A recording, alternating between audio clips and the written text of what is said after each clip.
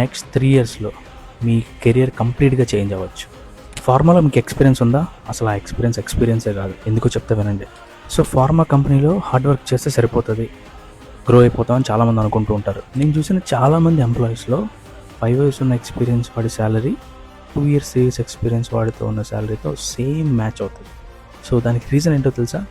సంవత్సరాలు వర్క్ చేస్తారు కానీ లెర్నింగ్ మీద ఇంట్రెస్ట్ పెట్టరు. కాబట్టి daily same work, same knowledge, same salary. కానీ కొంతమంది ఏం చేస్తారంటే డైలీ ఏదో ఒక జిఎంపీ కాన్సెప్ట్ని నేర్చుకుంటారు, ఆడిట్ అబ్జర్వేషన్స్ చదువుతారు, ఇండస్ట్రీ అప్డేట్స్ని ఫాలో అవుతారు, రెగ్యులేటరీ ఇన్స్ట్రక్షన్స్ని ఫాలో అవుతూ ఉంటారు.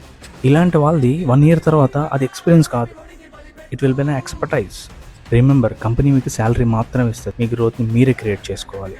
మీరు కూడా ఎక్స్పర్టైజ్ అవ్వాలంటే నేను ఒక ఎక్స్పర్టైజ్ ప్లాన్ని రెడీ చేశాను. కింద కామెంట్ సెక్షన్లో ప్లాన్ అని టైప్ చేయండి, నేను మీకు ప్లాన్ని పంపిస్తాను. నెక్స్ట్ 3 yearsలో మీ కెరియర్ కంప్లీట్గా చేంజ్ అవ్వచ్చు.